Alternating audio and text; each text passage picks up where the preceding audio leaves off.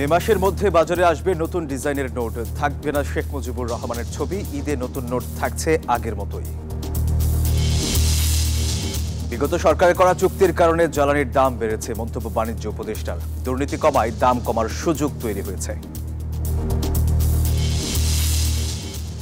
এবং শুল্কমুক্ত সুবিধায় আনা 24টি গাড়ি নিলামে তুললেও বিক্রি হয়নি একটিও। সর্বোচ্চ দাম উঠেছে 3,10,00,000। হতাশ কাস্টমস কর্তৃপক্ষ। স্বাগত পূবালী ব্যাংক পিএলসি বিজনেস টাইমে। আপনাদের সাথে আছি আমি সোহাগ বক্স। দেখছিলেন সংবাদ শিরোনাম, এবার বিস্তারিত। আগামী এপ্রিল মে মাস নাগাদ নতুন ডিজাইনের নোট বাজারে আসবে বলে জানিয়েছে বাংলাদেশ ব্যাংক, যেখানে থাকবে না শেখ মুজিবের ছবি। তবে এবারের ঈদেও নতুন নোটে তার ছবি ও সাবেক গভর্নর আব্দুর রউফ তালুকদারের স্বাক্ষর বহাল থাকছে। 19 মার্চ থেকে 25 মার্চ পর্যন্ত বাণিজ্যিক ব্যাংকের বিভিন্ন শাখার মাধ্যমে বিনিময় করা হবে এসব নতুন নোট। ছাপানোর কাজ প্রক্রিয়াধীন থাকায় পুরনো আদলেই 211 কোটি টাকার নতুন নোট বাজারে ছাড়া হচ্ছে বলে জানিয়েছে বাংলাদেশ ব্যাংক। ওয়ালিদ সাকিবের প্রতিবেদনে দেখব বিস্তারিত। পাল্টে যাচ্ছে টাকার চেহারা। আসছে এপ্রিলে যে নতুন নোট বাজারে সরবরাহ করা হবে তাতে জুলাই অভ্যুত্থানের মুহূর্ত ফুটে উঠবে মুদ্রার পিঠ জুড়ে, যেখানে আর থাকছে না শেখ মুজিবের ছবি ও সাবেক গভর্নর আব্দুর রউফ তালুকদারের স্বাক্ষর।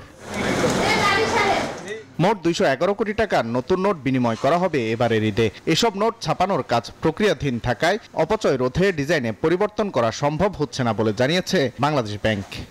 এই বিপুল পরিমাণ নোট, তার কাগজ অপচয় করার মতো অবস্থায় বাংলাদেশ ব্যাংক এই মুহূর্তে নেই।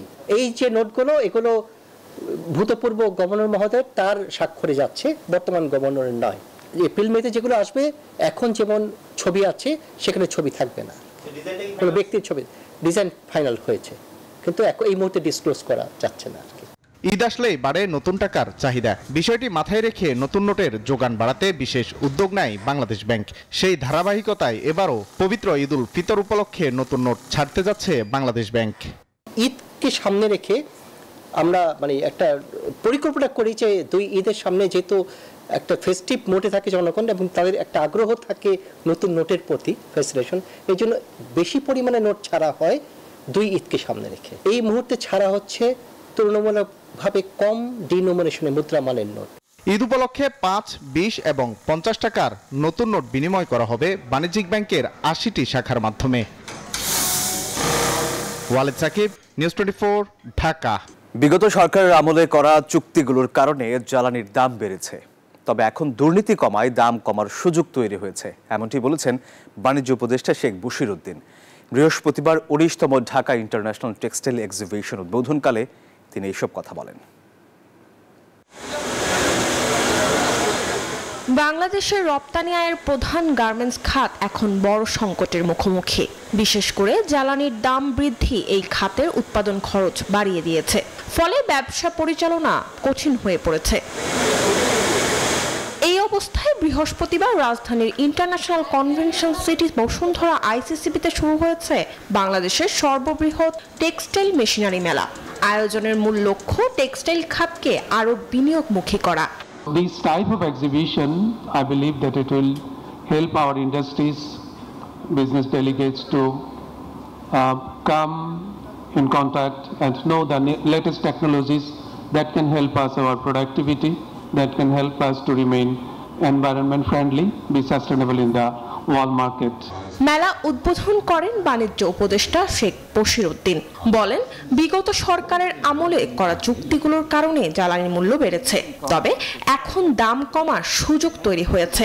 There is no large scale corruption scale exists in the government, so therefore in procuring energy contracts or whatever is, and also given the macroeconomic situations that we have inherited, it is not an easy balance.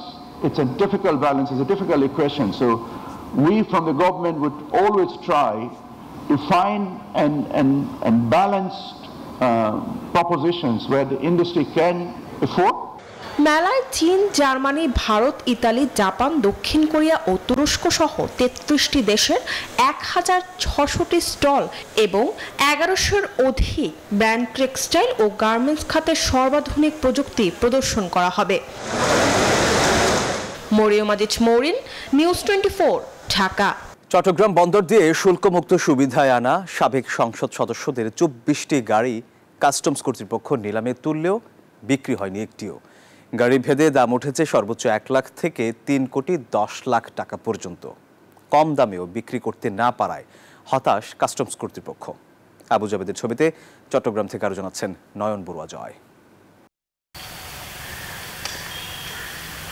দ্বাদশ সংসদ নির্বাচনের পর এসব গাড়ি চট্টগ্রাম বন্দর দিয়ে শুল্কমুক্ত সুবিধায় আমদানি করেন তৎকালীন সংসদ সদস্যরা। সরকারের পট পরিবর্তনের পর 6 আগস্ট ভেঙে দেয়া হয় সংসদ। গাড়িগুলো থেকে শুল্কমুক্ত সুবিধাও বাতিল করে এনবিআর, তাই অকেজো পড়ে থাকে গাড়িগুলো।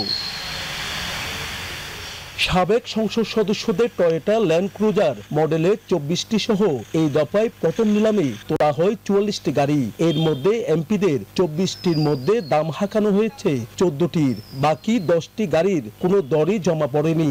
প্রথম বিডে যদি আমরা রিজার্ভ ভ্যালু 60% কভার না করে তাহলে আমরা এটা অনুমোদন করতে পারি না। আপাতত দৃষ্টিতে আমরা যতগুলোতে আমাদের বিড পড়েছে এখানে আমরা দেখছি সর্বোচ্চ 3 কোটি 10 লাখ টাকা বিড পড়েছে, যেটা 60% কভার করে না। তো হয়তো আমরা এই নিলামে গাড়িগুলো অনুমোদন করতে পারবো না, আমরা অতি দ্রুতই সেকেন্ড নিলামে চলে যাব। প্রতিটি গাড়ির সংরক্ষিত মূল্য 9 কোটি 67 লাখ টাকা ধরা হলেও দাম উঠে 3 কোটি 10 লাখ পর্যন্ত। ফলে বিক্রি হয়নি একটিও। তবে এর বেশি দর তুলতেও নারাজ বিডাররা। দর উঠছে না বলা যাবে না, হয়তো যারা বিড করছেন তারা যেই দামে গাড়িগুলো পাইতে চাচ্ছেন, আমাদের মানে মূল রিজার্ভ ভ্যালু যেটা, তারা অত দামে গাড়িগুলো নিতে চাচ্ছেন না। এই জন্যই তারা হয়তো এই নিলামে তারা অত দাম আমরা যেটা এক্সপেক্ট করেছিলাম ওই দাম আমরা পাই নাই। যেহেতু সিপি একটা শব্দ লাগিয়ে দিয়ে আমাদের ডেলিভারি কার্যক্রমকে ব্যাহত করে। দ্বিতীয়ত দেখা যায় যে আমাদের যেটা রিট মামলা একটা কমন ইস্যু, যে ইম্পোর্টার নিবে না সে শিওর, অনেক বছরের পুরনো একটা রিট মামলা একটা সাবমিট করে গাড়িটা ডেলিভারি আটকাই দেয়। এইদিকে বন্দরে নানা জটিলতায় আটকে থাকা দীর্ঘদিনের পুরনো গাড়ি কেজি দরে বিক্রি করতে বাধ্য হচ্ছে কাস্টমস। এগুলো দামি গাড়ি, কিন্তু এখন বর্তমানে ব্যবসা মানুষের পারিপার্শ্বিক অবস্থা খারাপ, সেই হিসেবে হয়তো বা এইগুলোর সেরকম দাম উঠতেছে না। এখন দ্বিতীয় সেল এটা বোঝা যাবে কতটুকু উঠে না উঠে। কোটি কোটি টাকার গাড়ি যেন আর কেজি দরে বিক্রি করতে না হয়, সেদিকে কাস্টমসকে সোচ্চার থাকার আহ্বান সংশ্লিষ্টদের।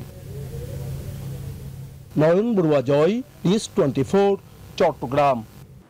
রমজানে প্রয়োজনীয় পণ্যের কোনো ঘাটতি নেই বাজারে। যেসব ব্যবসায়ী পণ্যের মজুত করে সরবরাহে ঘাটতি দেখাবে তাদের বিরুদ্ধে ব্যবস্থা নেওয়ার নির্দেশ দেওয়া হয়েছে, এমনটি জানিয়েছেন অর্থ উপদেষ্টা ডক্টর সালেউদ্দিন আহমেদ।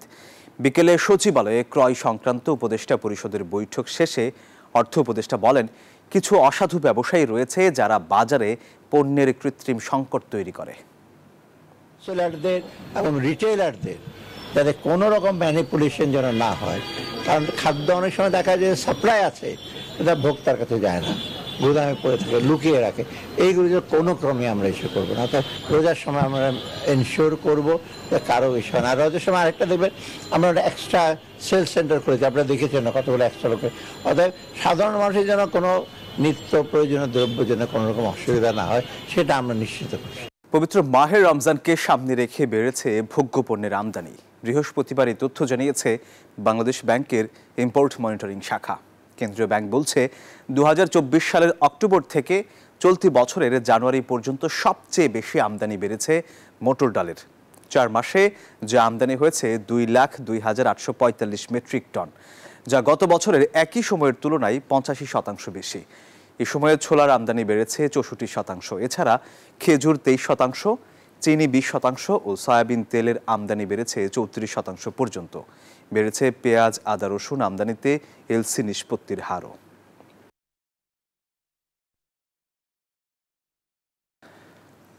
বাংলাদেশ ব্যাংকের সাবেক গভর্নর আতিউর রহমান ও অর্থনীতিবিদ আবুল বারাকাত সহ 23 জনের বিরুদ্ধে মামলা করেছে দুর্নীতি দমন কমিশন। তাদের বিরুদ্ধে 297 কোটি টাকা আত্মসাতের অভিযোগ আনা হয়েছে।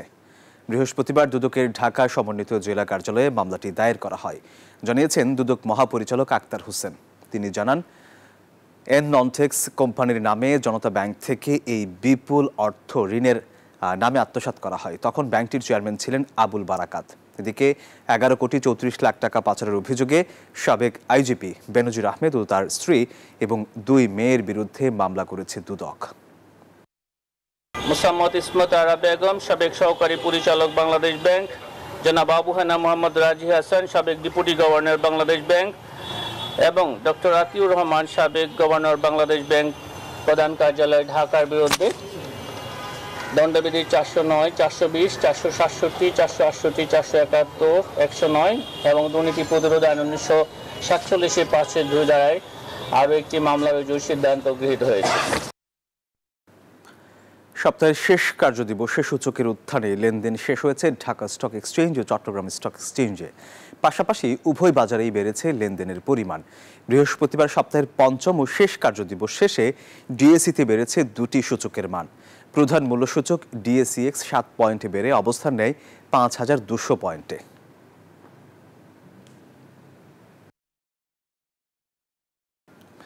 দর্শক, আর এই ছিল বিজনেস টাইমে। ধন্যবাদ সবাইকে।